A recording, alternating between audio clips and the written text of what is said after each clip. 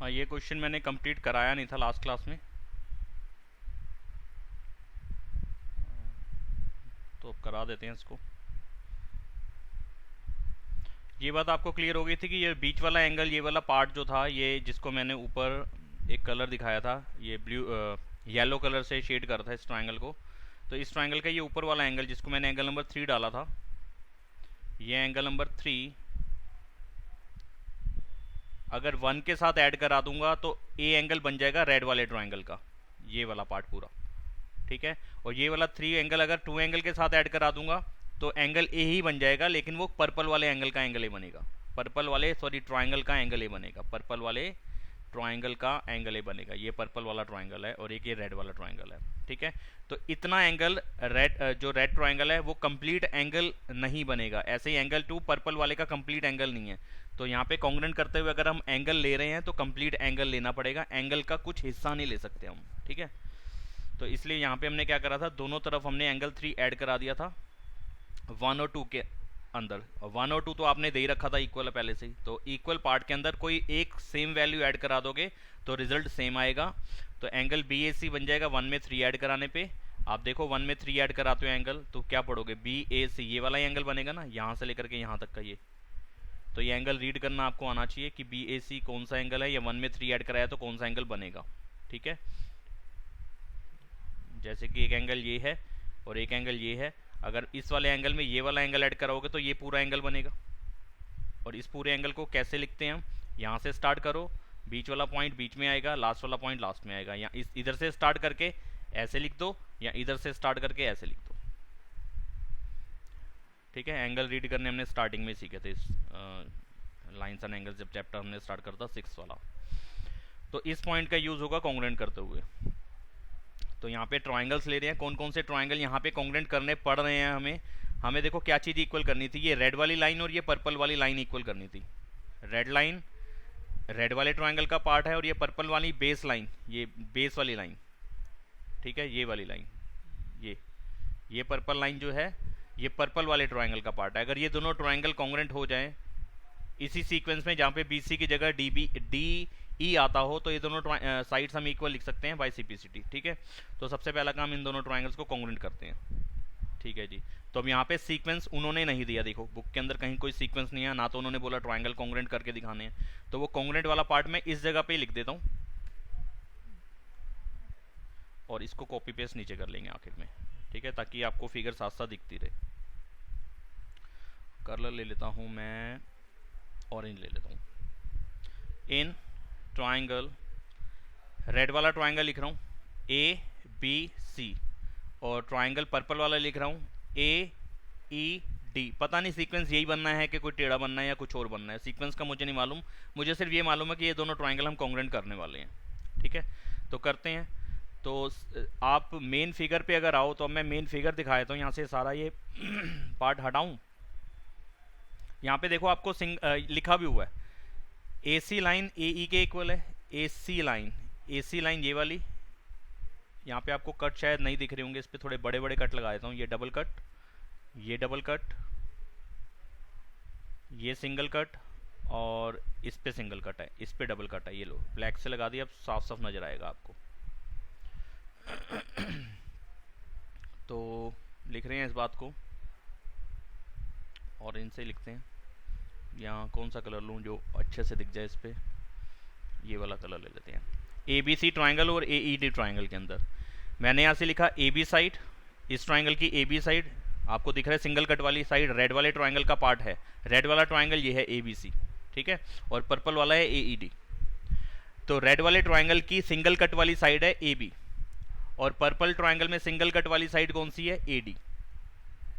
तो ए से ही शुरुआत कर रहे हैं दोनों की, रीज़न क्योंकि वहाँ पे जो ए एंगल पे जो एंगल बन रहा था वो एंगल 1 था, और इस वाले ट्राइंगल में जो ए एंगल बन रहा था वो 2 एंगल बन रहा था, और 1 और 2 इक्वल थे, इसलिए ए की जगह पे ए ही आएगा, ए बी इक्वल होगा ए डी के, ठीक है। इसको हम डाल देंगे कि एक बात तो गिवन है, क्वेश्चन में दे रखा है आपने, ठीक है।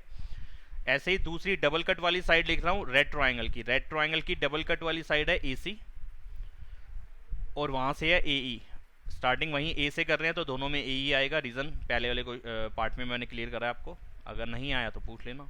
दो चीज़ें हो गई, दो साइड ले ली हैं, तो या तो तीसरी भी साइड ले सकते हैं या तीसरा कोई एंगल ले सकते हैं, लेकिन एंगल इन दोनों साइड्स के बीच वाला होना चाहिए। यानी कि रूल एस ए एस होता है या फिर एस एस एस होता है। ए एस एस या एस एस ए कोई रूल नहीं है, ठीक है। ये आपको मैंने काफ़ी बार बताई है इस बात को। तो ये दोनों रूल नहीं है। यहाँ तो ये रूल है, दो साइड के साथ एक एंगल आना चाहिए, अगर एक एंगल आ रहा है तो वो दोनों साइड के बीच में होना चाहिए, या फिर तीनों ही साइड होनी चाहिए।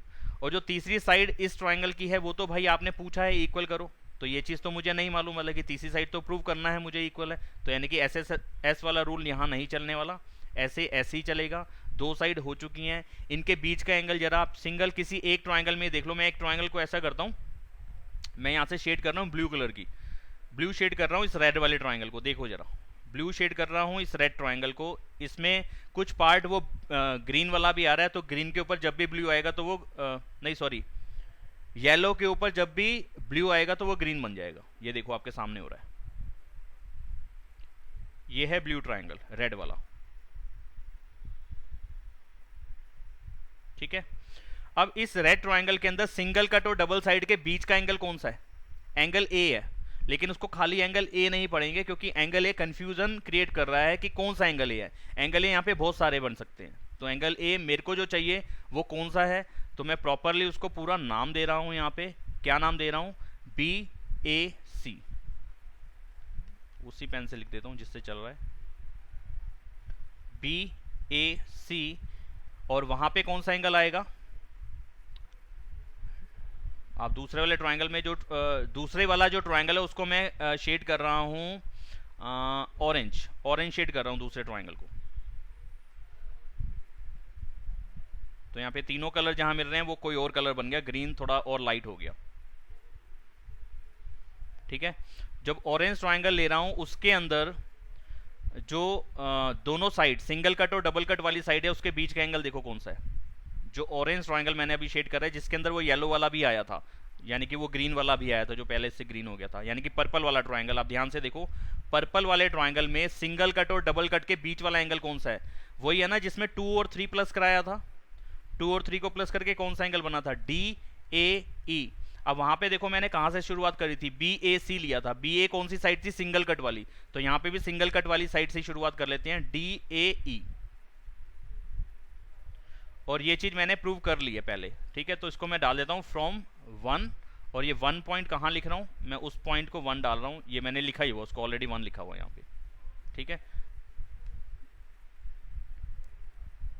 इसको मैंने फर्स्ट पॉइंट पहले कल की क्लास में लिख दिया था। तो B A C D A ई के इक्वल होगा, ठीक है, डी ए ई के इक्वल होगा। यहाँ पे ई ए डी लिखा था, यहाँ पे मैंने सीक्वेंस को नहीं देखा था, लेकिन फिलहाल मैं यहाँ पे सीक्वेंस को देख के लिख रहा हूँ जब कॉन्ग्रुएंट कर रहा हूँ। तो ये इन तीनों बातों की वजह से, साइड एंगल साइड की वजह से दोनों ट्राइंगल हो जाएंगे कॉन्ग्रुएंट। सीक्वेंस क्या बनेगा? कोई सीक्वेंस बुक में नहीं दे रखा, हमें खुद ही सोचना है उस बात को। तो यहाँ बनेगा ट्राइंगल, यहाँ पे मैं अपनी तरफ से लिख लेता हूँ, कहीं से भी स्टार्ट कर लेता हूँ। तो मैं ऐसे लिख रहा हूँ, ये वाला पॉइंट लिख रहा हूँ, पहले बी फिर ए फिर सी। ये कौन सा? रेड वाला ट्राइंगल जिसको मैंने शेड करा था ब्लू कलर का, ठीक है। तो ये ट्राइंगल था बी ए सी, कॉन्ग्रुएंट होगा। देखो बी ए सी, ऊपर एक एंगल भी लिखा है मैंने ऊपर, ये रहा बी ए सी। अगर इधर बी ए सी बना है तो उधर डी ए ई बनेगा, कॉन्ग्रुएंट होगा इस तरीके से। और रूल कौन सा लगा? साइड एंगल साइड रूल से ये दोनों ट्राइंगल कॉन्ग्रुएंट हो गए। अब कौन कौन सी साइड्स हमें इक्वल करनी थी? B C. बी सी कौन सी जगह पे आ रही है? बी सी पहले वाले ट्राइंगल का पार्ट है, पहली वाली पॉइंट को लिया और लास्ट वाले पॉइंट को लिया, तो ये बना बी सी। तो ये बी सी साइड उस ट्राइंगल के कौन से पार्ट के इक्वल होगी? पहले और आखिरी वाले। पहला पॉइंट कौन सा है? डी, और लास्ट वाला कौन सा है? ई। बी सी डी ई के इक्वल होगा। हाँ जी हाँ, यही चाहिए डी ई। मैंने ऊपर से नहीं देखा, मैंने अपने सीक्वेंस को फॉलो करा कि मैंने ट्राइंगल जिस तरीके से होने चाहिए थे उस तरीके से कॉन्ग्रुएंट कर दिए। उसके बाद यही सीक्वेंस बन रहा है कि B C side D E के इक्वल आएगी, सी पी सी टी। और यही चीज़ मुझे प्रूव करनी थी। तो ये वाला जो पार्ट होगा ये नीचे लिखा जाएगा, इस पॉइंट के बाद, फर्स्ट पॉइंट के बाद लिखा जाएगा। तो मैं इसको उस जगह पे पेस्ट कर देता हूँ यहाँ से।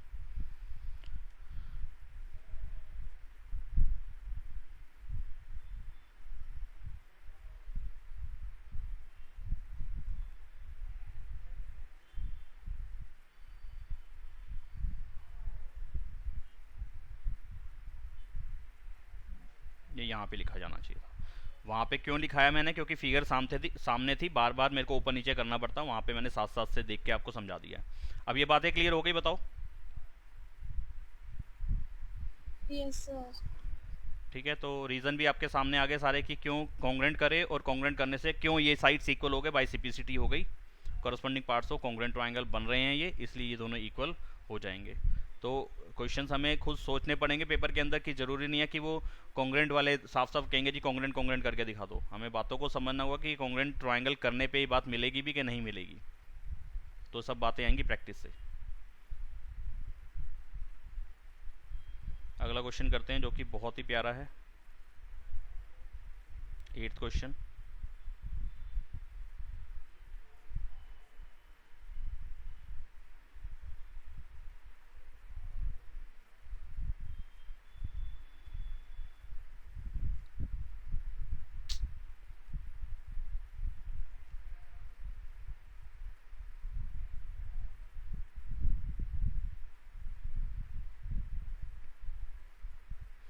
क्वेश्चन में बोला गया हमें in right triangle ABC, ABC एक राइट ट्रायंगल है, ये वाला, ये एक राइट ट्रायंगल लिया, तो राइट ट्रायंगल के अंदर एंगल C जो है, राइट एंगल एट C, तो एंगल C जो है 90 डिग्री का है, ये उन्होंने बोल दिया, मार्क नहीं करा तो मैंने मार्क कर दिया। M is the mid point of hypotenuse AB, AB का मिड पॉइंट M है, यानी कि ये और ये इक्वल है, डबल कट वाली लाइंस इक्वल हैं। क्या लिखा, M is the mid point of hypotenuse AB, C is join to M, C को जो है M से ज्वाइन किया गया, हाँ ठीक है जी कर दिया, C को M से ज्वाइन किया गया, फिर N produce to a point D, और CM को आगे तक बढ़ा दिया गया D तक, इस लाइन को C को M से ज्वाइन करा और प्रोड्यूस कर दिया D पॉइंट तक, वो भी हमें दिख रहा है। फिर सच दैट ऐसे लिया हमने कि DM और CM इक्वल होना चाहिए, तो DM और CM इक्वल होना चाहिए, यानी कि ये सिंगल कट लगा दिया, इस पर ये इक्वल होगा। Point D is join two point B, D को फिर हमने B से मिला दिया, ये मिला दिया, ठीक है जी, ये मिला दिया। फिगर देखो 7.23 देख ली हमने, उसको समझ लिया। अब कहता है शो करो कि ट्रायंगल AMC और BMD कॉन्ग्रुएंट होंगे। AMC कौन सा है, AMC ये मैं येलो शेड कर रहा हूँ उसको, AMC ये ट्रायंगल कॉन्ग्रुएंट करना है BMD के, BMD को ऑरेंज शेड कर देते हैं, BMD ये सामने वाला है,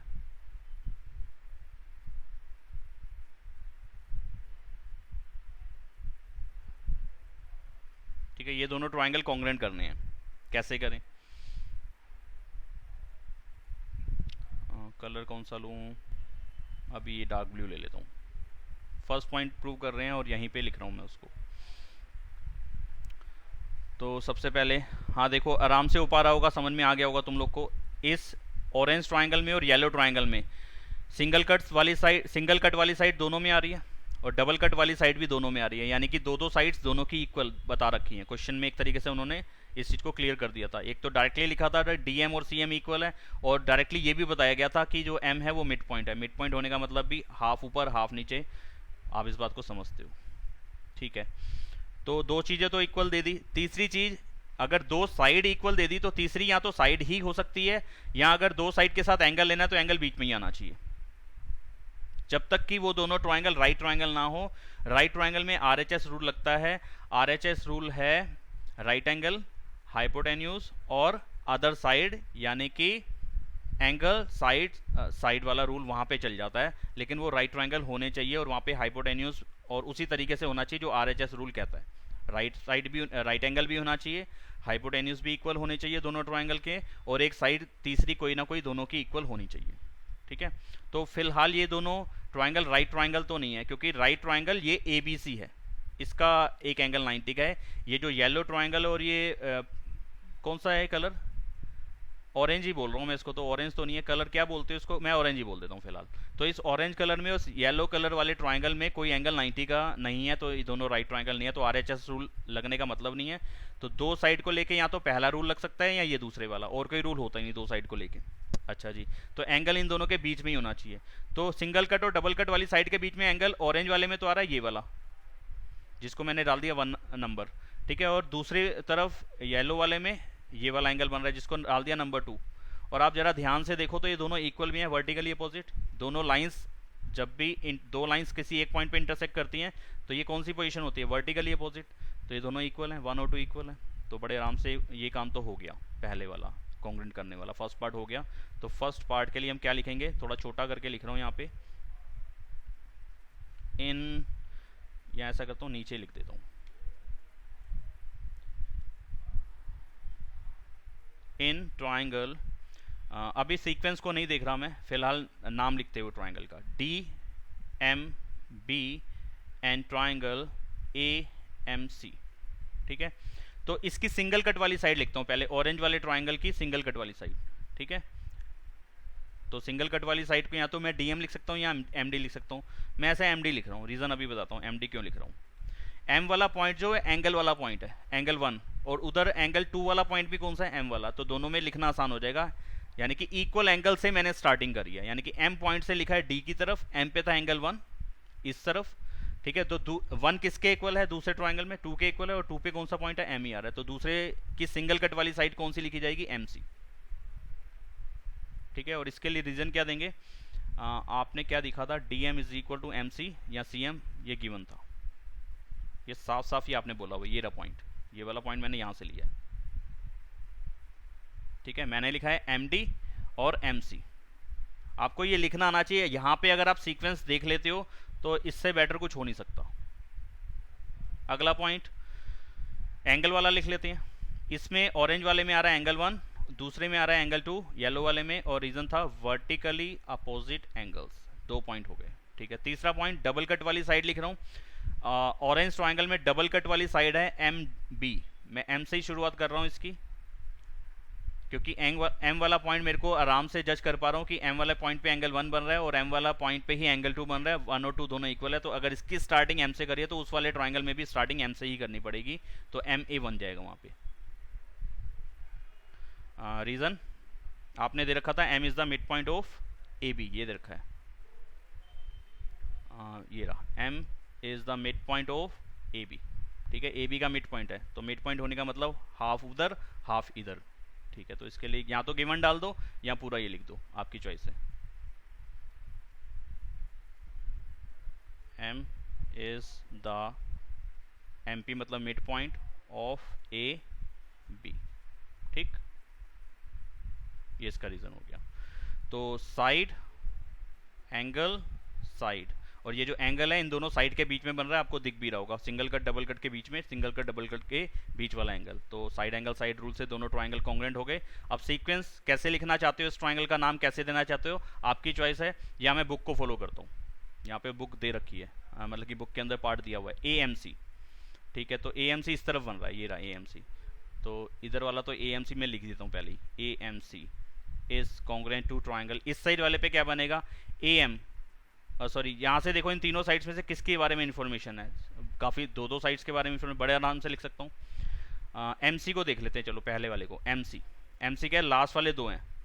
ठीक है, सीक्वेंस ही चलेगा एम सी, तो इधर से लास्ट वाले 2 होने चाहिए एम डी, और तीसरा पॉइंट कौन सा बच गया, डी, एम डी तो हो गया, फिर कौन सा बच गया, बी, तो यहाँ पे बी एम डी आना चाहिए। आप बुक में देख लो, ये रहा बी एम डी,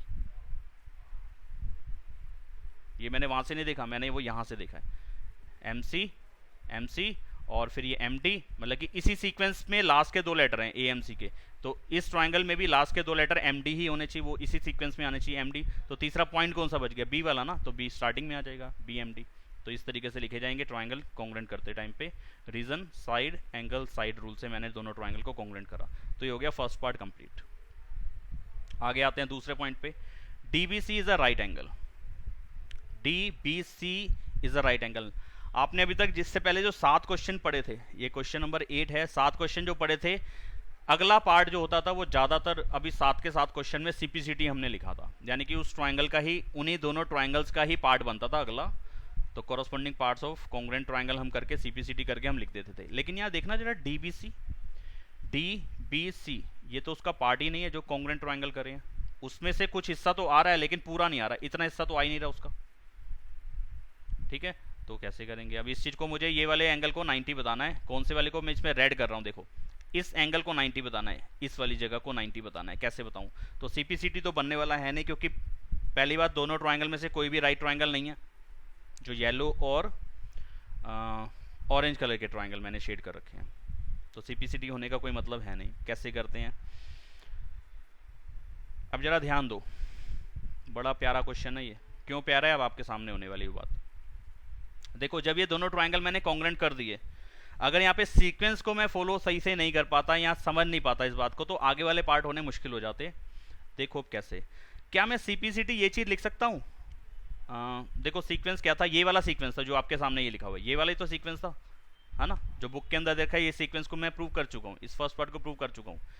तो यानी कि ए जगह वाला एंगल दूसरे ट्रायंगल की बी जगह वाले एंगल के इक्वल होगा। ए जगह का एंगल देखना कौन सा है, मैं उस पर ना आपको मार्क करके दिखा रहा हूँ। ए जगह का एंगल, ये देखो जरा ध्यान से, मार्कर को देखो, मेरे पॉइंटर को, पेन के पॉइंटर को देखो कहाँ जा रहा है। ए एंगल, ए एम सी का, येलो वाले का ए एंगल ये है ना, जिसको मैंने डार्क ब्लैक करा है।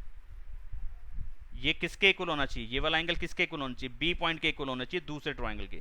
दूसरे ऑरेंज वाले ट्रायंगल में बी पॉइंट कौन सा है? ये वाला, इतना है, जिसको मैंने फिर से डार्क ब्लैक कर दिया। इस जगह का एंगल और इस जगह का एंगल इक्वल होगा। हाँ जी हाँ होगा। तो जरा ये मैं हटा देता हूँ, ये ज़्यादा काले कर दिए। इस पे नंबर डाल देता हूँ, 1 2 तो हो चुका है, इस पे मैं 3 नंबर का एंगल डाल देता हूँ और इस पे 4 नंबर का एंगल डाल देता हूँ। तो इसका मतलब सीपीसीटी में ये चीज़ लिख सकता हूँ कि 3 और 4 इक्वल है, लिख सकता हूँ। अब आपको समझ में आ गया कि हाँ जी ये पोजीशन बनती है corresponding parts of congruent triangle वाली। ठीक है, तो ये किसका कौन सा बन रहा है ये देख लेते हैं। ऑरेंज वाला ट्रायंगल मैंने कॉन्ग्रुएंट करते टाइम पहले लिखा था, है ना, कॉन्ग्रुएंट करते टाइम ऑरेंज वाला ट्रायंगल पहले लिखा हुआ है। तो उस पे नंबर आ रहा है 4 का एंगल और येलो वाले पे आ रहा है 3 नंबर का एंगल। तो यहाँ पे इसकी जगह पे आ जाएगा, यानी कि इस साइड पे बन रहा है, अरे भाई मार्कर ही नहीं आया कोई दूसरा, एंगल 4, और इसकी जगह पे आया एंगल 3, यानी कि इस वाले ट्रायंगल का पार्ट है एंगल 4 और दूसरे वाले एएमसी का ट्रायंगल का पार्ट है एंगल नंबर 3, एएमसी येलो वाली है। ठीक है, सही लिखा है। रीजन डाल देंगे आप सीपीसीटी। अब कहोगे सर ये तो जरूरत ही नहीं थी, आपने बोला ही नहीं था, कहीं पे बुक में नहीं दे रखा, तो ये हमने निकाला क्यों है, आपको समझ में आएगी अभी बात। अब जरा इन दोनों एंगल्स को नोटिस करो और डीबी लाइन को, मैं छोटी सी फिगर यहाँ दोबारा से बना रहा हूँ। डीबी, ये रहा डी, ये रहा बी, फिर ये लाइन जा रही थी बी से लेकर ए तक, ये ए पॉइंट आ गया, फिर ए से जो लाइन जा रही है वो जा रही है सी तक। मैंने इस जगह का एंगल ब्लैक करा है और इस जगह का एंगल ब्लैक करा है। जरा देखना, दो लाइंस के ऊपर एक ट्रांसवर्सल आ रहा है, ये वाला उल्टा जेड बन रहा है, उल्टे जेड के कॉर्नर वाले एंगल बन रहे हैं। और कॉर्नर वाले एंगल कौन सी पोजीशन के एंगल होते हैं? अगर ऑल्टरनेट एंगल्स होते हैं। अगर alternate interior angles are equal then lines are parallel. अगर ऑल्टरनेट इंटीरियर एंगल्स की पोजीशन वाले एंगल इक्वल हैं तो इसका मतलब जो लाइंस पे ट्रांसवर्सल आ रहा था वो लाइंस पैरेलल होंगी। ये हमने लाइंस एंड एंगल्स वाले टॉपिक में चैप्टर में पढ़ लिया था। तो ये कौन से एंगल हैं? Alternate interior angles. तो हम ऐसे लिख सकते हैं, but they are alternate interior angles therefore lines are parallel. कौन सी लाइंस? जिन लाइंस के ऊपर ये ट्रांसवर्सल आया था, यानी कि DB पैरेलल टू AC। ये बहुत बड़ा पॉइंट था इसके अंदर समझने लायक, DB is parallel to AC। तो मैं अब इसके बाद लिख सकता हूं कि इट इम्प्लाइज कि DB पैरेलल टू AC है ना। एक बार देख लेता हूं दोबारा से, यस AC है। पॉइंट समझ में आया? ये वाला पॉइंट समझ में आया कि ये दोनों लाइंस पैरेलल क्यों हैं? आप फिगर में देखो जरा दोबारा से ध्यान से, अगर नहीं समझ में आया तो पूछ सकते हो। आगे सबको समझ में? बता दो मेरे को, क्लियर है तो बता दो। Yes sir. ओके, अब जब लाइंस पैरेलल हो गई, लाइंस पैरेलल क्यों करी, अब आप जरा उस चीज को भी जरा गौर फरमाओ, ध्यान से देखो। तो देखो अब यहाँ पे ये वाला पार्ट हटा रहा हूं, ये बीच वाली लाइन, ये ऐसे एक लाइन भी जा रही थी, ये BC लाइन जा रही थी, एक BC लाइन, हाँ जी हाँ जा रही थी। अब ये दोनों लाइंस पैरेलल हो गई हैं। ये वाला एंगल 90 का बताना है, ये पता नहीं है, लेकिन ये 90 का पता है। ये कहाँ पता है? आपने बुक के अंदर दिया हुआ है, right angle at C। ABC triangle के अंदर C पे राइट एंगल है, तो मैंने स्टार्टिंग में मार्क कर दिया था कि एंगल C 90 का है, यानी कि ये वाला एंगल 90 का दे रखा है, येलो वाला, जिसमें मैंने अब येलो शेड कर दिया। दूसरे वाला ये ब्लू वाला एंगल, ये मुझे बताना है 90 का। अब ये दोनों लाइंस पैरेलल कर चुका हूं, तो ये कौन सी पोजीशन के एंगल है? को इंटीरियर। को इंटीरियर का सम कितना होता है लाइंस पैरेलल होने पे? 180। 180। बस हो गया दूसरा पॉइंट भी। ठीक है, अब इसके आगे हम लिख सकते हैं क्योंकि लाइंस पैरेलल है, देयरफॉर एंगल DBC ये वाला पूरा ब्लू कलर का दूसरी इस वाली फिगर के अंदर DBC, वो मेन फिगर में से ही निकाला है, लेकिन कंफ्यूजन ना क्रिएट हो इसलिए मैंने उसको अलग से बना के दिखा दिया छोटा सा। DBC angle plus ACB, DBC plus ACB, दोनों का सम 180 होगा। लीनियर पेयर मत लिखा ना, को इंटीरियर एंगल्स हैं, ठीक है। DBC के बारे में हमें कोई इंफॉर्मेशन नहीं है, लेकिन ACB आपने दे रखा 90, ये गिवन है, ठीक है। तो अब DBC को अगर आप निकालोगे तो साफ साफ नजर आ रहा है कि हम उधर जाके माइनस हो जाएगा तो 90 डिग्री का ही आएगा। तो ये हमारा तीसरा पॉइंट सेकंड पॉइंट प्रूव हो गया कि DBC जो है 90 डिग्री का एंगल है, ठीक है। ये सेकंड पॉइंट प्रूव हो गया, और सेकंड के लिए यहां से शुरुआत हुई है,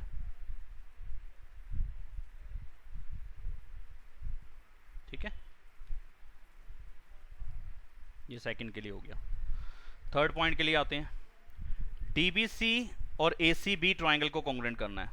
अब देखो DBC और ACB ये दोनों ट्राइंगल कॉन्ग्रुएंट करने हैं, यानी कि अगर इसी फिगर में काम करा जाए तो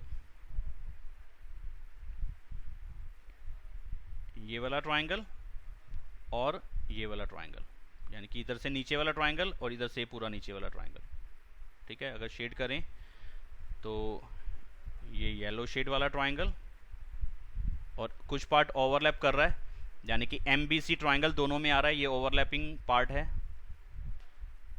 ये ट्राइंगल जो जिसमें कुछ पार्ट ग्रीन भी हो गया, ठीक है। यानी कि आप ये कह सकते हैं कि येलो के साथ ग्रीन वाले को प्लस करके जो ट्राइंगल बन रहा है और ब्लू के साथ ग्रीन वाले ट्राइंगल को जो प्लस करके ट्राइंगल बन रहे हैं, दोनों बड़े बड़े ट्राइंगल, वो दोनों कॉन्ग्रुएंट करके बताने हैं। हर बार आप फिगर को तोड़ नहीं सकते, ज़्यादा टाइम जाएगा। समझते टाइम समझा रहा हूँ तो इसलिए मैं ऐसा करके बता रहा हूँ, लेकिन जब आप अपनी इतनी प्रैक्टिस करके चलो कि आप फिगर को ऐसे में जज कर पाओ, हर बार तोड़ना ना पड़े, उसको निकालना ना पड़े अलग से बाहर, ठीक है। तो आप कैसे कॉन्ग्रुएंट कर सकते हो, देखो जरा। 90-90 तो दोनों में आ रहा है एक, ठीक है। ये परपेंडिकुलर साइड्स ये इक्वल हैं, ये परपेंडिकुलर साइड्स, यानी कि कौन सी साइड जिस पे मैं ब्लैक कर रहा हूँ, ब्लैक लाइन कर रहा हूँ जिसको, ये वाली लाइन और ये वाली लाइन, DB और AC, क्या ये दोनों साइड्स इक्वल हैं? सारे जने देखो, चितेश ने तो कह दिया यस सर, बाकी यस सर। क्यों इक्वल है जरा देव बताएंगे, देव साहब बताएंगे मुझे। चितेश नहीं बताएगा बेटा, देव बताएगा।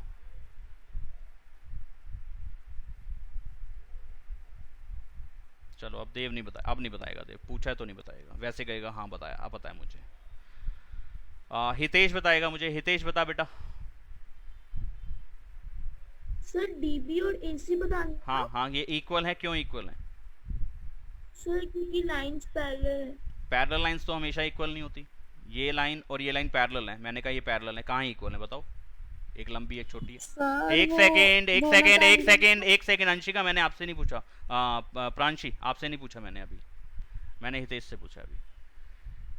सर क्योंकि हमने ऊपर वो एंगल को कॉन्ग्रुएंट बताया था। कौन से एंगल को, कौन से ट्राइंगल को?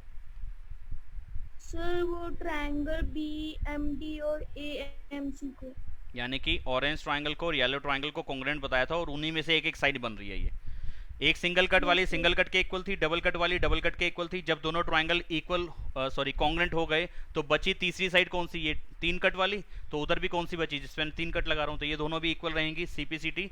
तो चाहता तो इस पॉइंट को अब मैं ऐड कर सकता हूँ वहाँ पे जहाँ पे मैंने दोनों ट्राइंगल इक्वल करे थे ना, कॉन्ग्रुएंट करे थे, इसके बाद ही लिख सकता था मैं, क्योंकि मुझे इसकी ज़रूरत पड़ रही है। तो यहाँ पे थोड़ा सा स्पेस बना लेता हूँ मैं, या नीचे अलग से लिख देता हूँ फोर्थ पॉइंट के लिए, थर्ड पॉइंट के लिए। यार ये वहीं पे लिखता हूँ और कॉपी कर लूँगा, नहीं तो ऐसे ना बहुत टाइम जाएगा ऊपर नीचे करने में। यहाँ कर लेता हूँ इतनी जगह पे। थर्ड पॉइंट के लिए हमने लिखा कि भाई जब मैंने दोनों ट्राइंगल कॉन्ग्रुएंट करे थे ना इस सीक्वेंस में, ये वाला जो बुक वाला सीक्वेंस था, उसके हिसाब से देखो बड़ा तगड़ा पॉइंट अब लिखने वाले हैं हम आगे, बड़ा ही तगड़ा पॉइंट है। क्या तगड़ा पॉइंट है जी इसके अंदर, क्या ऐसी बात आ रही है, आप जरा देखो, जरा गौर फरमाओ, देखो जरा। ए एम सी ट्राइंगल, यानी कि अब मैं येलो वाले को पहले ले रहा हूँ बुक वाले के तरीके से और ऑरेंज वाले को बाद में ले रहा हूँ, क्योंकि ये वाला पार्ट मैं प्रूव कर चुका हूँ, कॉन्ग्रेंट कर चुका हूँ, ये जिसको मैं येलो शेड कर रहा हूँ, जरा ध्यान देना, ये चीज़ हम कर चुके हैं। तो अब मैं लिख सकता हूँ कि भाई इसकी ए एम सी की कौन सी साइड चाहिए थी, ए सी, यानी कि पहला और लास्ट पॉइंट लिया मैंने, ए सी पहला और लास्ट वाला लिया, तो इधर से भी पहला और लास्ट इक्वल होगा बी डी। ठीक है, ये क्यों लिखा, इसके लिए अब रीज़न डाल देंगे, क्योंकि भाई triangle A M C congruent था ट्राइंगल बी एम डी के, ये मैं प्रूव कर चुका हूँ इस बात को, तो मैं अलग से और शो नहीं, और कुछ मैं लिखना नहीं चाहता हूँ, इतना सफिशिएंट है लिखना कि ये दोनों साइड्स इक्वल रहेंगी, क्योंकि ये ट्राइंगल कॉन्ग्रेंट हम पहले कर चुके हैं। अच्छा जी, थर्ड पॉइंट के लिए ये बातें लिखनी पड़ेंगी हमारे को। अच्छा, इसके बाद क्या होगा, अब मैं ट्राइंगल ले लेता हूँ, बड़े वाले ट्राइंगल, यानी कि कौन कौन से चाहिए थे, डीबीसी और एसीबी। बुक के हिसाब से तो ये सीक्वेंस चाहिए, लेकिन मैं ये सीक्वेंस दोनों का ऐसे नहीं लेके चलता, अपनी तरफ से टेढ़ा मेढ़ा लेके चलता हूँ। पहले वाला तो सीधा ही ले लेता हूँ, यहाँ लिख रहा हूँ देखो, in triangle D B C and triangle, दूसरे वाले को टेढ़ा करके लिख रहा हूँ, टेढ़ा करके मतलब ऑर्डर चेंज कर रहा हूँ, ए बी सी कर देता हूँ। ठीक है, ए बी सी। अब जरा गौर फरमाओ फिगर के अंदर, यहीं पे देख लो, ये नीचे जो छोटी फिगर है अलग से बनाइए वैसे, ये रही। अब यहाँ पे मैं बता चुका हूँ कि ये वाली साइड और ये वाली साइड इक्वल है, सिंगल कट डाल दिया मैंने इस पर। ठीक है जी, ये इक्वल है, ये एंगल 90 है इसका, इसका भी एक एंगल 90 है, तो दोनों ट्राइंगल की एक एक साइड और एक एक एंगल इक्वल हो चुका है, मुझे मिल चुका है। अब एक साइड और एक एंगल को लेके कौन कौन से रूल बन सकते हैं, एक साइड और एक एंगल को लेके एक एंगल आ जाए तो भी रूल चलता है, और एक साइड आ जाए तो भी रूल चलता है। अब तीसरी वाली साइड मिलने वाली है या एंगल मिलने वाला है, जरा ध्यान दो। क्या तुम इस एंगल के बारे में और इस एंगल के बारे में कुछ कह सकते थे, इस वाले एंगल के बारे में और इस एंगल के बारे में अभी तक कुछ कह सकते हो, जितना पार्ट मैं कर चुका हूँ क्वेश्चन का? जी नहीं, इसके बारे नहीं, कैसे कह सकते हो बताओ हितेश, कह सकते हो कुछ?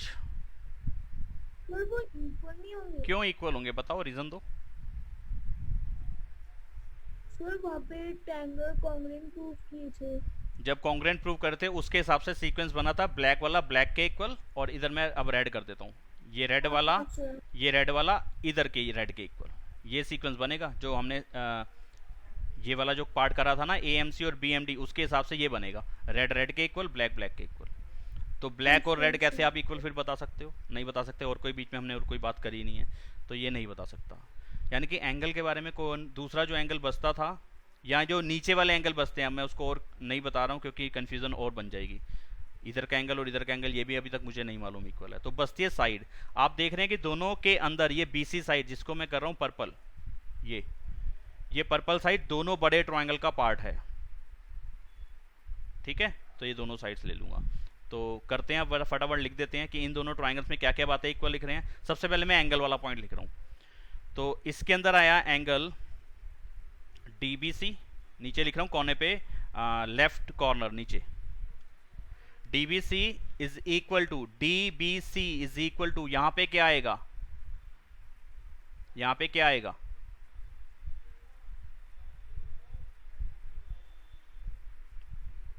ए सी बी आएगा।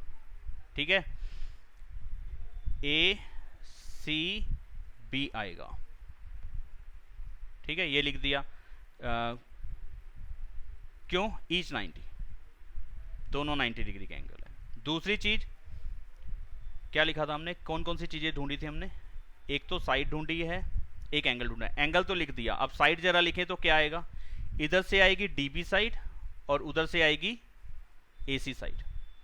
ठीक है, इस ट्रायंगल में बन रही है डीबी साइड और इस ट्रायंगल में बन रही है एसी साइड। ये जिस पे सिंगल कट लगाया हुआ है यहाँ पे, ये वाली पर्पल कट वाली, ये दोनों लाइंस इक्वल होंगी। और इधर से आएगी बीसी साइड, अगर लिख दी बीसी तो उधर से क्या आएगी, सीबी आएगी, क्योंकि 90 से स्टार्ट कर रहा हूँ।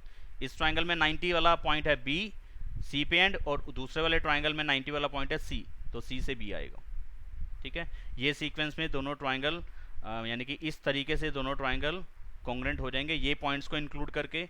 और ये पॉइंट्स क्या बता रहे हैं, एक साइड, एक एंगल, एक साइड, और दो साइड के बीच वाला ही एंगल लिया गया है। अगर आप ध्यान से देखो तो डीबी ली है, BC लिया है और ये वाला 90 डिग्री लिया है, तो दो साइड के बीच वाला एंगल मैंने लिया है, तो ये दोनों ट्राइंगल कॉन्ग्रुएंट हो जाएंगे। किस सीक्वेंस से, अब सीक्वेंस को जरा देख लेते हैं। DBC तो बुक में चाहिए था, DBC मैंने पहले ही देख के लिखा था। DBC is congruent to triangle. अगर आप इस वाले पॉइंट को ही देखो ना, सिर्फ BC साइड वाले को, बाकी आपको नहीं समझ में आ रहा हो कि मैंने कैसे लिखे हैं या वो क्लियर नहीं हो रहे, सिर्फ BC वाले से मुझे क्लियर हो जाएगा। BC और CB लिखना समझ में आ गया होगा तो काम बन जाएगा, और इसी से ही मैं जज कर पाऊंगा, और किसी तरीके से मैं इसमें लिख नहीं पाऊंगा, समझ नहीं पाऊंगा। जैसे मैंने स्टार्टिंग करी थी DBC और यहाँ से कर दी थी ACB, तो ये चीज़ क्लियर नहीं हो पा रही थी कि क्यों लिखा। आप BCAB लिख सकते थे, वहाँ पे कन्फ्यूज़न, या ऐसे कह सकते हैं ना। देखो कैसे लिखा, कोई बताएगा मुझे, कोई बच्चा ही एक्सप्लेन करे तो मुझे थोड़ी तसल्ली रहेगी कि हाँ जी समझ में भी आ रहा है तुम्हें। सीक्वेंस बताओ कि DBC का दूसरे वाला जो बुक वाला ही है ACB, वो ACB हम यहाँ फिगर में से कैसे जज कर पा रहे हैं। देखो मैं बताता हूँ, पहले मैं बता देता हूँ, फिर आप भी देख लेना एक बारी, आप भी बताने की कोशिश कर लेना, यहाँ कोई डाउट हो तो पूछ लेना। यहाँ से मैंने लिखा BC, ठीक है। BC किसके इक्वल बनाया था? CB के। ये CB के इक्वल क्यों लिखा था, ये समझ में आया था? BC को मैंने CB के इक्वल क्यों लिखा था? Yes sir. अगर ये समझ में आ गया था तो फिर तो नाम बड़े आराम से लिख लोगे। यहाँ पे BC आएगा और यहाँ पे आएगा उन दो पॉइंट्स की जगह पे CB, तीसरा पॉइंट जो होगा वो सबसे पहले आएगा, यानी कि A, यही आएगा। DBC और BC की जगह पे आया CB और तीसरा पॉइंट A, क्या यही चाहिए था? हाँ ठीक है, DBC ACB के इक्वल, ठीक है। और यहाँ कह सकते हो कि ये एंगल्स भी मैंने उसी हिसाब से लिख लिए थे सोच के। आ रहा है समझ में कि नहीं आ रहा? Yes sir. हो गए, सबको क्लियर हो गए? जिनको क्लियर हो गए हाथ खड़ा करो फटाफट से।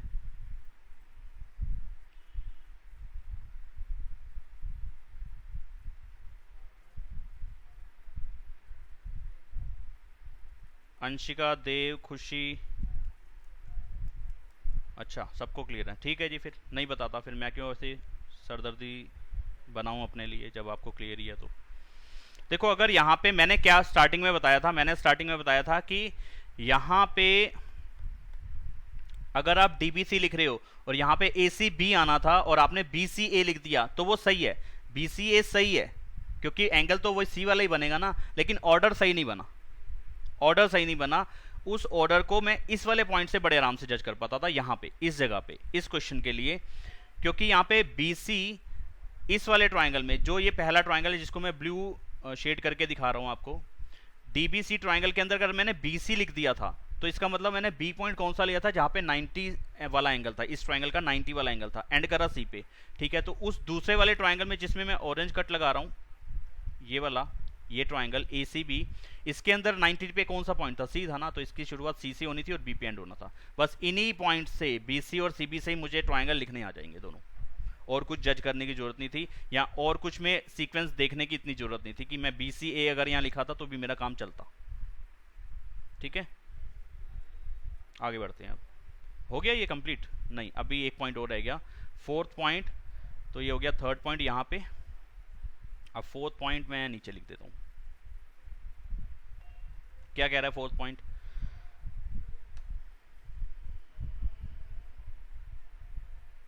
फोर्थ पॉइंट में कह रहे हैं कि CM is equal to half of AB, CM is equal to half of AB। आसान है। देखो यहाँ पे हमने दो ट्राइंगल कॉन्ग्रुएंट करे,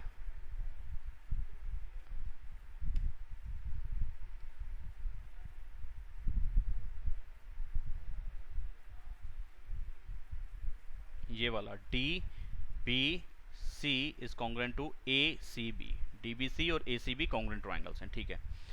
ये हमें पहले से ही मालूम है, ये सिंगल कट के इक्वल है, डबल कट के इक्वल है, ये स्टार्टिंग में हमने इस चीज़ को जज कर लिया था, ठीक है। अब यहाँ पे CM लेने को कह रहा है, CM यानी कि इतनी साइड, इस वाली का हाफ, इस पर्पल वाली का हाफ, ठीक है। लेकिन मुझे मालूम क्या है? मुझे मालूम है CM is equal to half of CD। इस चीज को कैसे लिख के दिखाएंगे? तो मैं इसको यहीं पे लिखने की कोशिश करता हूँ, इतनी जगह पे, और यहाँ से कॉपी पेस्ट करते हैं नीचे, या इस फिगर को नीचे कॉपी करते हैं।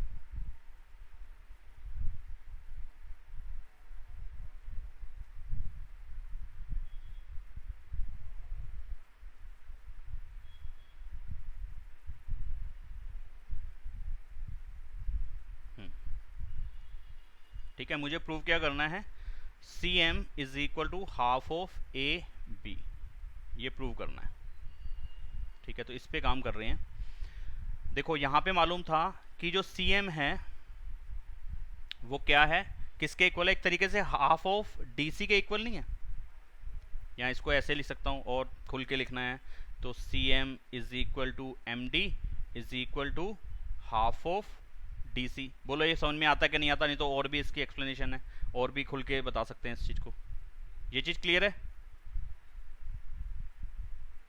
Yes, sir. क्योंकि आपको स्टार्टिंग में मालूम था कि जो सी एम था उसको एम पॉइंट को इतना प्रोड्यूस कर दिया डी तक कि जिससे कि एम सी और डी एम इक्वल हो जाए। ठीक है, तो मैं ऐसे लिख सकता हूँ ना कि एम सी और डी एम इक्वल हैं और इस पूरी डी सी लाइन का हाफ हो जाएगा एक तरीके से।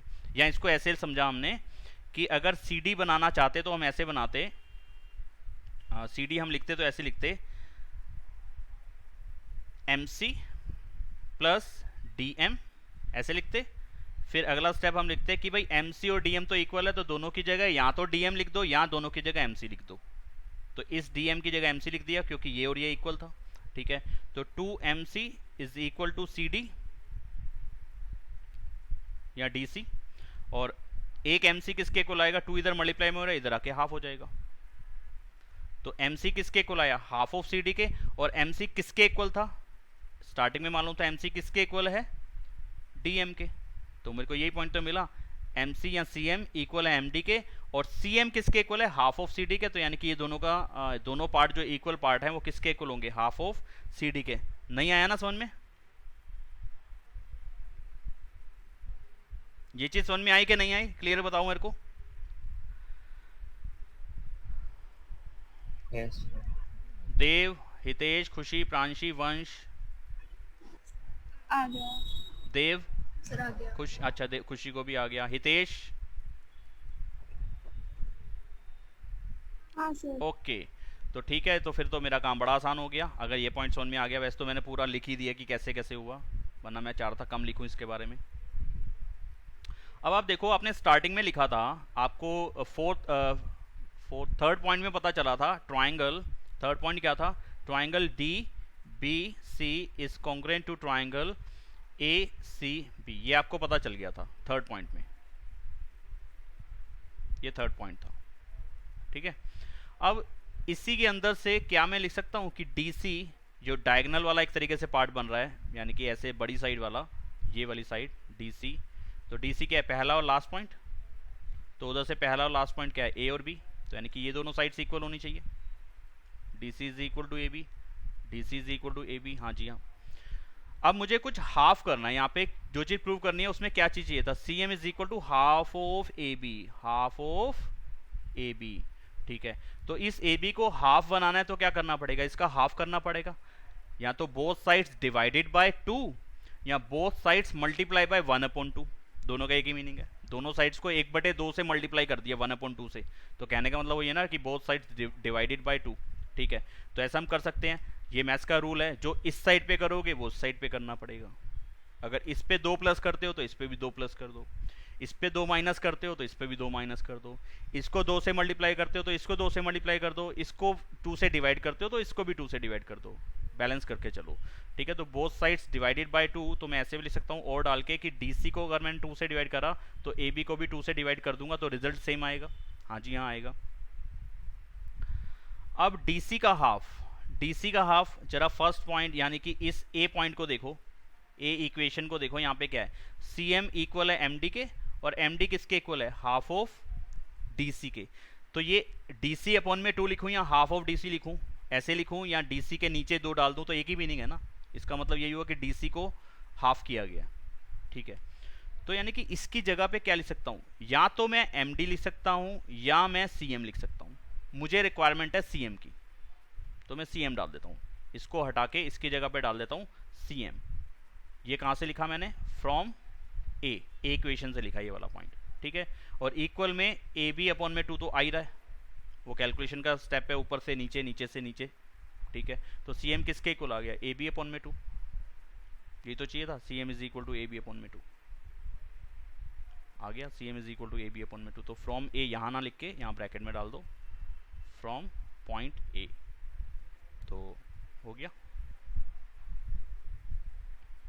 सिंपल था ये, लेकिन गड़बड़ भी कर सकते हो इसके अंदर। हाँ जी, बताएं अब जरा समझ में आया कि नहीं। अब जरा इसको ना ऐसे तो मैंने प्रॉपरली जो पेपर में लिखने का तरीका है आपको वो बताया है।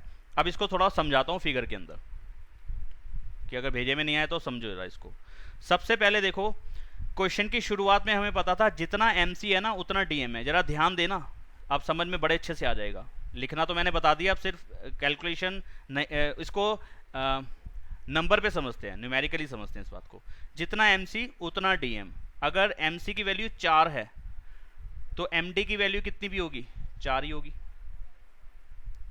क्योंकि एमसी को उतना बढ़ाया था डी तक, जितना एमसी है उतना ही डीएम होना चाहिए। ठीक है, तो अगर ये 4 मानता हूं तो वो भी कितना होना, 4 होना चाहिए। 4 सेंटीमीटर मान लो, चलो सेंटीमीटर मान के चलना, ऐसे लिखना नहीं है, सिर्फ समझाने के लिए।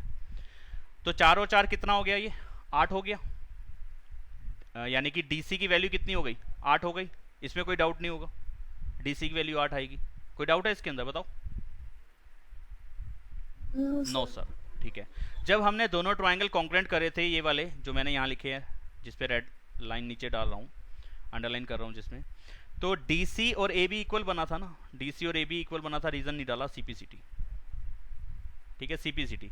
तो जितना डीसी होगा उतना ही ए बी होगा, यानी कि इसका मतलब ए बी भी कितना आ जाएगा, 8 सेंटीमीटर।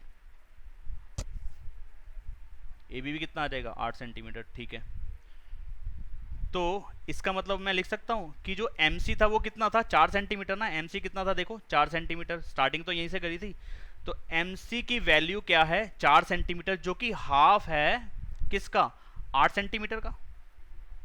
यही तो मीनिंग हुआ, MC की वैल्यू थी 4, जो कि आधा है किसका, 8 सेंटीमीटर का आधा है। ठीक है, तो 4 सेंटीमीटर को, जो कि आधा है 8 सेंटीमीटर का, इसको मैं ऐसे लिख सकता हूँ, 4 सेंटीमीटर की जगह पे तो लिख दिया वापस से MC का MC ही, और 8 सेंटीमीटर पे चाहो तो मैं DC लिख दूं, चाहो तो मैं AB लिख दूं।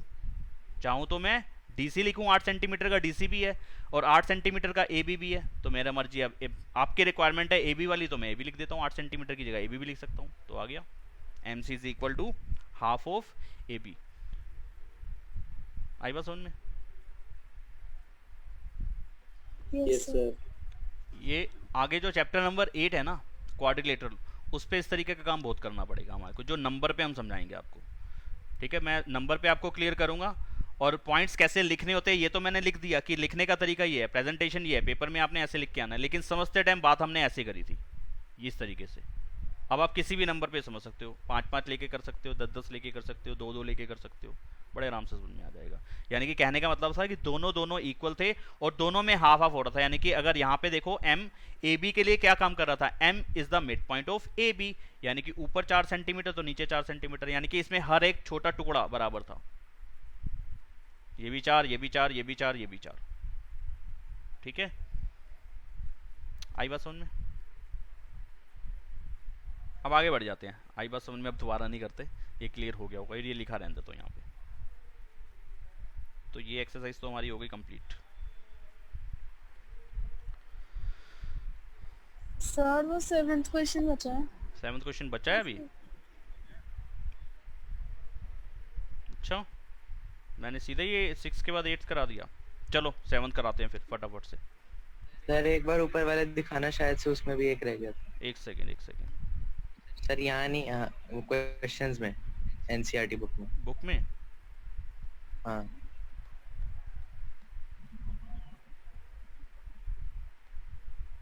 ये सेकंड रहता था, मैंने वो लास्ट क्लास में पहले सेकंड कराया था।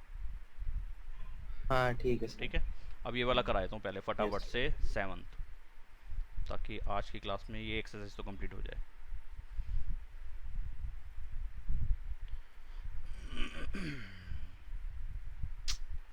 पीडीएफ ही गायब होती है नीचे से, हमेशा की बात है।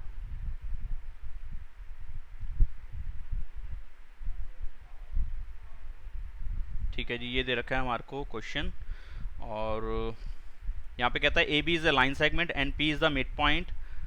P is the mid point, A B is a line segment and P is its mid point. अच्छा, इसका मिड पॉइंट है ये बी पॉइंट है। अच्छा, ई जैसा लग रहा है, ये बी पॉइंट है। ठीक है, ए बी एक लाइन है और पी इसका मिड पॉइंट है, यानी कि ये और ये इक्वल होगा, सिंगल कट के इक्वल आ गया, यानी कि A P is equal to P B अभी के लिए फिलहाल, सीक्वेंस बाद में देखेंगे।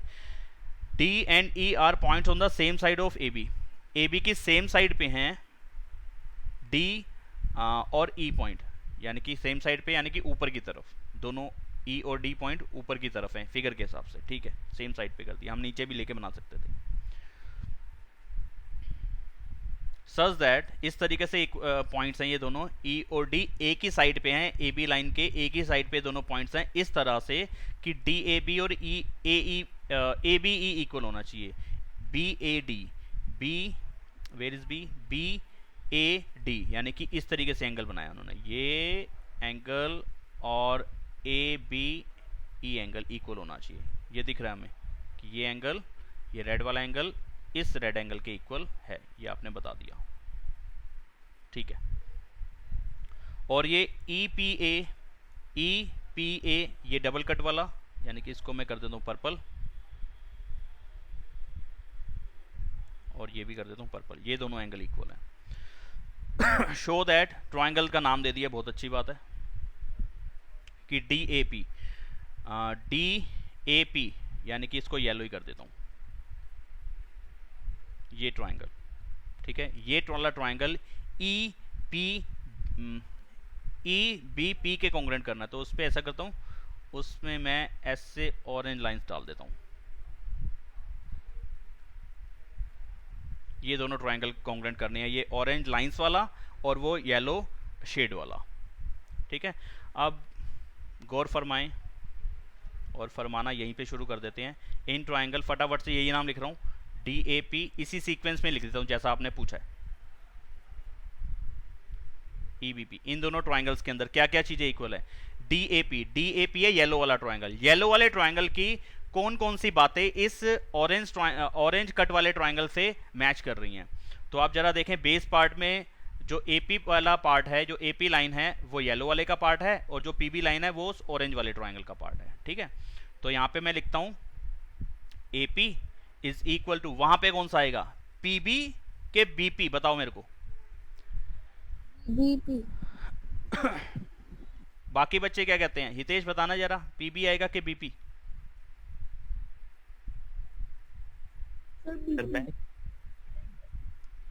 हितेश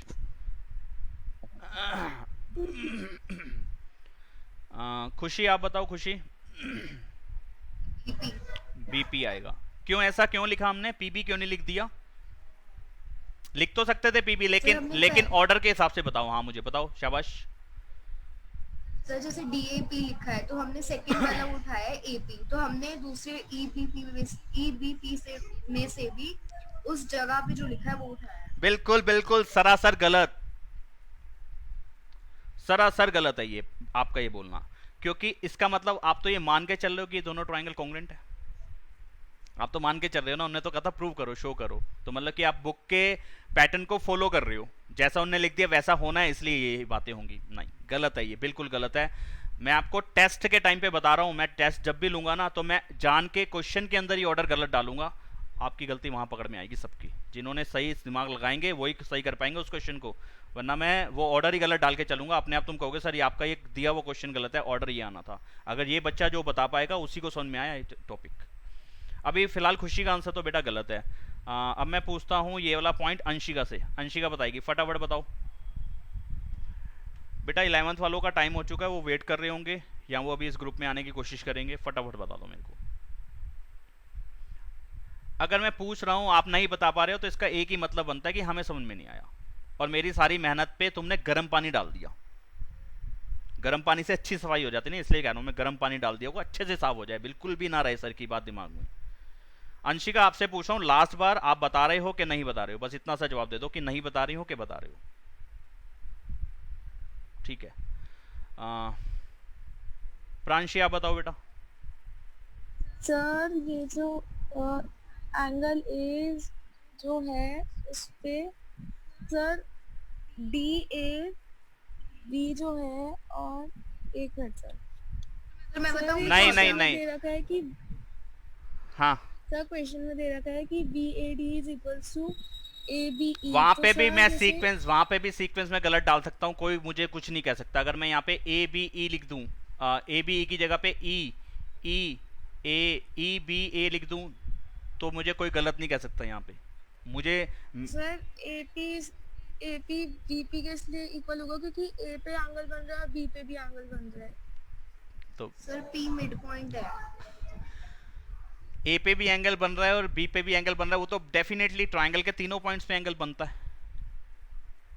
तो फिर ये मैंने बी क्यों लिखा वहाँ पे? मेरी क्वेश्चन ये था कि एपी के साथ मैंने यहाँ पे बीपी लिखा है, अगर मैं पीबी लिख देता गलत तो नहीं होता, लेकिन सही ऑर्डर के हिसाब से ये है, ऑर्डर के हिसाब से ये नहीं है, पॉइंट्स दोनों सही हैं। एक सेकंड, चितेश आपसे पूछूंगा थोड़ी देर में। हितेश आप बताओ बेटा। हितेश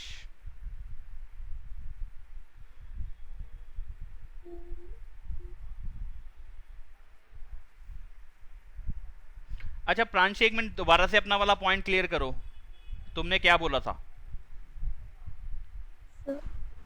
सर मैंने कहा कि ए पी बी पी के इसलिए इक्वल है क्योंकि ए पे एंगल बन रहा है और बी पे भी एंगल बन रहा है और वो दोनों सेम है, ये दोनों इक्वल हैं। इसलिए। बात आपने सही बोली है, लेकिन उसको आप ऐसे बोल सकते हो कि सर ये जो एंगल बी ए डी बन रहा है, बी ए डी आपने ए बी ई के इक्वल दिया है।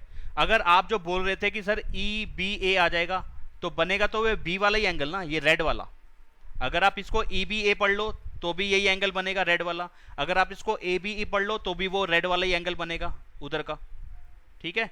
तो रेड वाला एंगल रेड वाले एंगल के इक्वल है, इसलिए अगर इधर से मैंने रेड वाले पॉइंट से शुरुआत कर दी है तो उधर भी मुझे रेड वाले पॉइंट से ही शुरुआत करनी पड़ेगी। सिंपल सा ये आंसर था आपका। जबकि आपको पेपर में इतनी सहूलियत ही नहीं होगी कि आप इतने कलर यूज कर पाओ। यहाँ तो मैं समझाते टाइम कर पा रहा हूँ क्योंकि हम इतने टूल्स का यूज कर पा रहे हैं, ये इतने गैजेट्स का यूज कर पा रहे हैं। अगर बोर्ड पे करेंगे तो वहाँ पे सिर्फ एक ही मार्कर होगा, ज़्यादा चाह के मैं 2 मार्कर ले आऊँगा, लेकिन फिर भी मैं खुल के इतना नहीं बता पाऊंगा, उसमें इतना मेरे पास मेरे हाथ इतने खुले नहीं होंगे कि मैं इतना कुछ आपको एक्सप्लेन कर पाऊंगा जितना मैं यहाँ पे कर पा रहा हूँ। कि एक एक फिगर को मैं जैसा चाहूँ वैसा शेड उसी टाइम पे कर पाता हूँ, बोर्ड पे इतनी फ्रीडम नहीं होती। तो आप इसमें समझने में अगर इतनी दिक्कत दिखा रहे हो तो फिर तो टॉपिक ही समझ नहीं पाओगे यार आप लोग। स्कूल वालों का जो PDF पैटर्न है ना समझाने का, वो तो फिर लाख गुना पीछे चला गया हमारे समझाने के तरीके से। वो तो आप समझ ही नहीं पाओगे, किसी हालत में नहीं समझ पाओगे। तो ध्यान दो यार जरा, इतना मैं खुल के समझा रहा हूँ बातों को कि AP BP के इक्वल क्यों हुआ, क्योंकि यहाँ पे शुरुआत करी मैंने A वाले पॉइंट से। A वाला पॉइंट मैंने रेड मार्क किया है, उस ट्राइंगल के अंदर मैंने रेड मार्क करा है B वाला पॉइंट, तो डेफिनेटली वहाँ से शुरुआत होनी चाहिए। और वो कहाँ से लिया है मैंने? यहाँ से तो लिया कि A वाला एंगल B वाले एंगल के इक्वल है, यानी कि EBAD। यहाँ पे सीक्वेंस हो ना हो एंगल तो वही बनेगा ना, रेड इधर का और रेड उधर का। चाहे वो आप इसको DAB पढ़ लो, DAB पढ़ लो, आपका यही एंगल बनेगा। आप इसको BAD पढ़ लो, BAD बन लो, आप यही वाला एंगल बनाओगे, ये जो रेड वाला एंगल है। यानी कि इस पे नंबर डाल देता हूँ मैं, ये 1 2 के इक्वल है, 3 4 के इक्वल है। अगर आपने यहाँ पे AP लिखा है तो आपने रेड से शुरुआत करी, पर्पल पे एंड करा, तो दूसरी तरफ भी रेड से शुरुआत होगी, पर्पल पे एंड होगा, BP लिखा जाएगा। ये सीक्वेंस को फॉलो कर लिया हमने, जिस ऑर्डर में आना चाहिए था वो ऑर्डर आएगा अपने आप से। मैंने बुक के नाम को नहीं देखा, कि मैंने यहाँ से नहीं देखा कि AP लास्ट के 2 पॉइंट है और BP लास्ट के 2 पॉइंट है। ये तो हम बनाएंगे, ये अपने आप बनेगा लास्ट में। इसको देख के मैं पॉइंट्स नहीं लिख रहा हूँ, मैं कंडीशंस को देख के पॉइंट लिख रहा हूं जो आपने दिए हैं ऊपर, इतने क्वेश्चन को देख के लिख रहा हूं।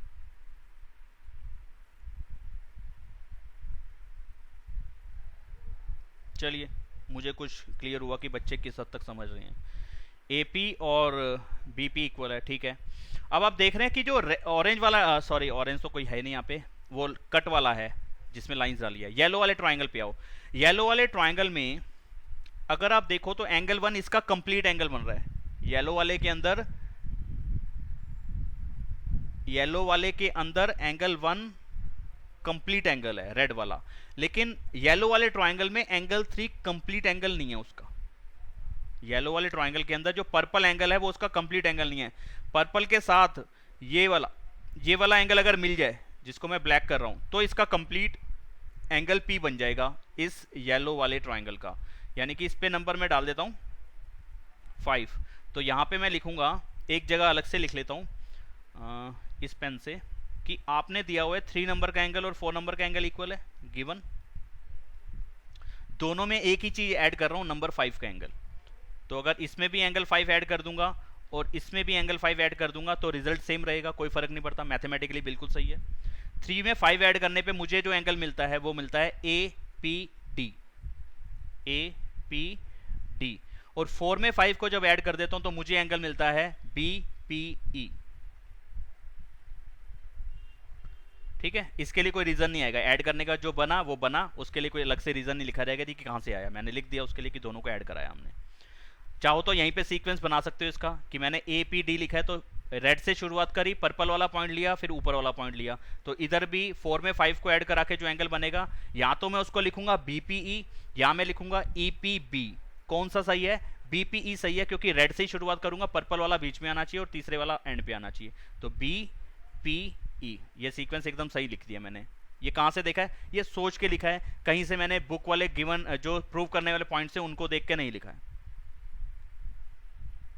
तो इस पे एक नंबर डाल दिया, ये इक्वेशन बना दी और इसको डाल दिया कि ये है, क्या लिखूं इसको, एक नंबर की इक्वेशन ऐसे डाल देता हूं, ये फर्स्ट इक्वेशन है, ठीक है। और ये फर्स्ट इक्वेशन वाला पॉइंट मैं यहां लिख दूंगा कि एंगल DAP में बन रहा है APD, APD इक्वल रहेगा BPE के, और ये वैल्यू, ये वाला पॉइंट डाला है फ्रॉम फर्स्ट इक्वेशन से वाला पॉइंट उठाया, यानी कि यहां से उठा के यहां लिखा है, ठीक है। तो पहले आपने ये काम करना है, उसके बाद फिर ये प्रूव कर, ये वाली चीज लिखनी शुरू करनी है जो ये यहां लिख रहा हूं मैं फर्स्ट के लिए। 2 बातें हो गई। तीसरी बात, इस ट्रायंगल में जो DAP, ऑरेंज वाला बोलता हूँ, येलो वाला ट्रायंगल, येलो वाले ट्रायंगल में रेड वाला एंगल नंबर क्या है? 1। और दूसरे वाले ट्रायंगल में रेड वाला एंगल कौन सा है? Angle number 2। ये तो साफ साफ पूरे एंगल बन रहे हैं, यानी कि इसका एंगल नंबर 1 रेड पोजीशन पे है और इस ट्रायंगल में एंगल नंबर 2 भी रेड पोजीशन पे, ये दोनों इक्वल होंगे, गिवन। इन 3 पॉइंट से ये दोनों ट्रायंगल हो गए कॉन्ग्रेंट, देयरफॉर ट्रायंगल। अब DAP लिखा यहां से, तो वहां से क्या आना चाहिए? अब मैं ऑर्डर बनाऊंगा, दूसरे वाले का खुद लिखूंगा और वो बुक से मैच करेंगे कि सेम आ रहा है कि नहीं आ रहा। DA तो मुझे कहीं दे ही नहीं रखा डायरेक्टली, वैसे तो एंगल पूरा दे रखा है, इससे काम बन सकता है। आप साइड को फॉलो कर लो। AP की जगह BP आना चाहिए, तो AP लास्ट के 2 जो पॉइंट है AP, उसकी जगह पे आना चाहिए BP। और तीसरा पॉइंट इस ट्रायंगल का कौन सा बच गया? BP और E बच गया ना, तो E आ जाएगा। तो दूसरे वाले ट्रायंगल का नाम होना चाहिए EBP, EBP ही है। तो ये हमने बाद में देखना है, पहले देख के नहीं चलना, इसको गलती कर रहे हो आप लोग अभी। तो क्या लिखूं जी इसको? रूल कौन सा लगा? 2 एंगल एक साइड, और फिर जो साइड है, साइड को देखना जरा बीच की है कि अलग से है, जो साइड हमने ली है। AP साइड इन दोनों एंगल के बीच में आ रही है कि अलग से आ रही है? बताओ। बीच में आ रही है, तो एंगल साइड एंगल रूल से ये दोनों ट्रायंगल कॉन्ग्रेंट हो गए, पहला पॉइंट हो गया। और AD is equal to BE, AD is equal to BE, बस CPCT। लास्ट के 2 पॉइंट लिखे हैं फर्स्ट ट्रायंगल के पहले 2 पॉइंट लिखे हैं उल्टे ऑर्डर में, AD। तो यहाँ पे भी पहले 2 पॉइंट लेंगे उल्टे ऑर्डर में, B पहले E बाद में। AD is equal to BE, यही ऑर्डर आ रहा है, ठीक है। CPCT खत्म हो गया।